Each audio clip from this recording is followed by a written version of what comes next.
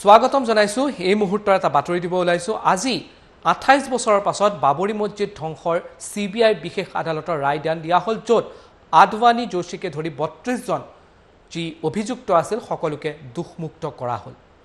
তাৰ পাছতে এবাৰ আসাউদ্দিন ওৱেইছিৰ মন্তব্য আহিছে আৰু আজিৰ এই দিনটোক ন্যায় ব্যৱস্থাৰ বা ন্যায় প্ৰক্ৰিয়াৰ এটা কোলা দিন বুলি অভিহিত কৰিছে আসাউদ্দিন ওৱেইছিয়ে।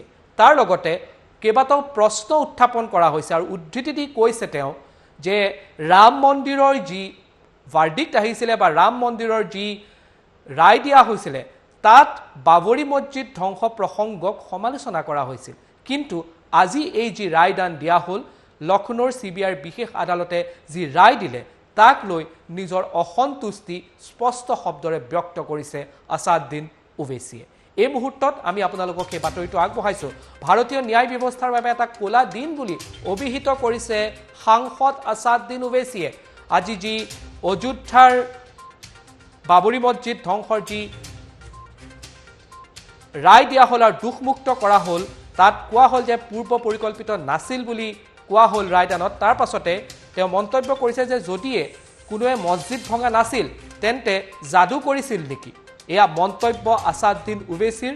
তাৰ লগতে কেইবাটাও তেওঁ মন্তব্য কৰিছে আৰু বিশেষকৈ বিজেপিৰ জ্যেষ্ঠ নেতা আৰু প্ৰাক্তন উপ প্ৰধানমন্ত্ৰী লালকৃষ্ণ আদৱানীক আক্ৰমণৰ লক্ষ্য কৰি লৈ ওৱেইছিয়ে কেইবাটাও মন্তব্য কৰিছে আৰু বিশেষকৈ লালকৃষ্ণ আদৱানী আৰু সেইখিনি সময়ৰ উত্তৰ প্ৰদেশৰ মুখ্যমন্ত্ৰী কল্যাণ সিঙৰ মাজত হোৱা বৈঠকৰ উদ্ধৃতি দিও কেইবাটাও গুৰুতৰ অভিযোগ উত্থাপন কৰিছে আৰু বিশেষকৈ এই মুহূৰ্তত ক'ব লাগিব যে আসাউদ্দিন ওৱেইছিৰ ফালৰ পৰা আজিৰ এই ৰায়দানটোক সম্পূৰ্ণৰূপে ন্যায় ব্যৱস্থাৰ বাবে এটা কোলা দিন বুলি অভিহিত কৰিছে আৰু তেওঁ সম্পূৰ্ণ অসন্তুষ্টি ব্যক্ত কৰিছে সিবিআইৰ বিশেষ কোৰ্টৰ যি ৰায় দিলে সেই ৰায়ৰ ওপৰত তেওঁ নিজৰ সম্পূৰ্ণ অসন্তুষ্টি ব্যক্ত কৰিছে আৰু ভাৰতীয় ন্যায় ব্যৱস্থাৰ বাবে এক কোলা দিন বুলি অভিহিত কৰিছে। আমাৰ হাতত আসাউদ্দিন ওৱেইছিৰ মন্তব্য আছে, আমি আপোনালোকক সেই মন্তব্য এই মুহূৰ্তত আগবঢ়াব বিচাৰিছো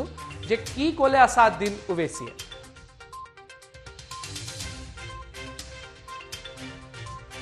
কেইবাটাও প্ৰশ্ন উত্থাপন কৰিছে আৰু বিশেষকৈ ন্যায় ব্যৱস্থাৰ বাবে এটা কোলা দিন বুলি অভিহিত কৰিছে আসাউদ্দিন ওৱেইছিয়ে।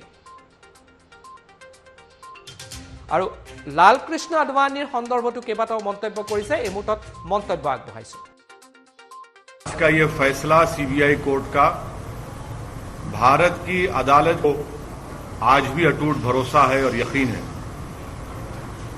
आज का ये फैसला सीबीआई कोर्ट का भारत की अदालत की तारीख का एक काला दिन है और मैं ये इसलिए कहता हूं क्योंकि सुप्रीम कोर्ट ने 9 नवंबर को जो सिविल डिस्प्यूट के मुकदमे का फैसला दिया था, जजमेंट में सुप्रीम कोर्ट ने कहा था, अंग्रेजी में कहता हूं कि सुप्रीम कोर्ट ने कहा था कि it is an egregious violation of rule of law, और सुप्रीम कोर्ट ने यह भी कहा था कि ये calculated act of destroying a public place of worship.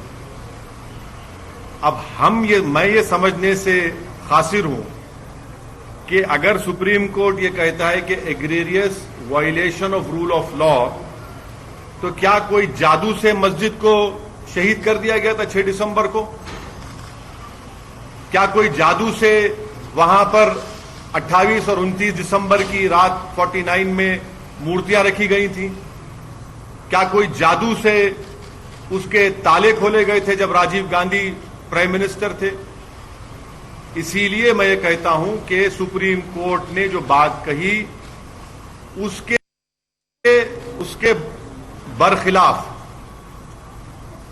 बरखिलाफ आज जजमेंट आया है और ये मैं कहने पर मजबूर हूं कि violence pays for you politically. अगर आप वायलेंस करेंगे तो आपको मिल जाएगा, क्योंकि आप अंदाजा लगाइए कि आडवाणी की रथ यात्रा जहां कहीं भी भारत में गई वहां पर खूनरेजी हुई, मासूम लोगों का कत्ल हुआ, जायदादें जलाई गईं, खानदान उजड़ गए, बर्बाद हुए और आज ये फैसला आता है सीबीआई कोर्ट का जिसमें कहते हैं कि वो स्पॉन्टेनियस नहीं था।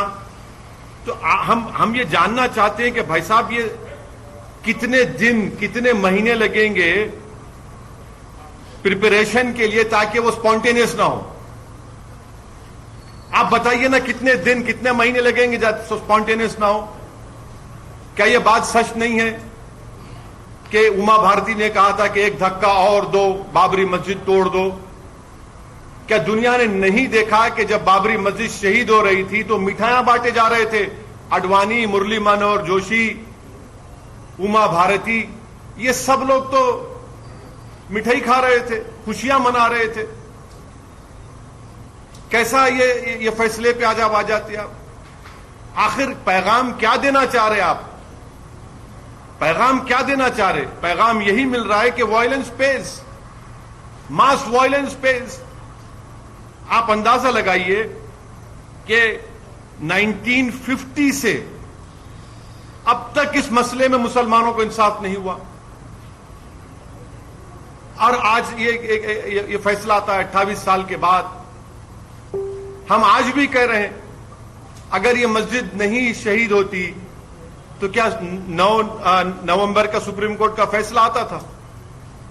सारी दुनिया ने देखा कि जो लोग मस्साम में खड़े होकर स्पीचेस दे रहे थे, लोगों को उकसा रहे थे, उनकी मौजूदगी में क्या यह बात सच नहीं है कि सीबीआई की चार्जशीट में एक विटनेस ने कहा कि कल्याण सिंह, उस वक्त के चीफ मिनिस्टर, ने कहा कि रोक कंस्ट्रक्शन पर है, डिस्ट्रक्शन पर नहीं है?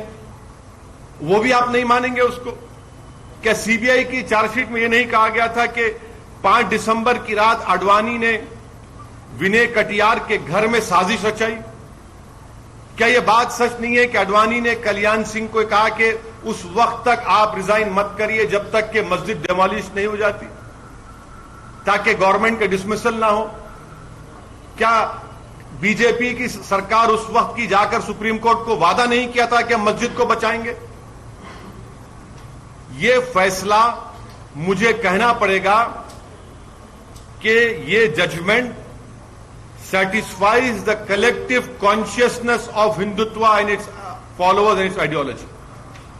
ये जजमेंट का यही है। किसने तोड़ा फिर मस्जिद पर?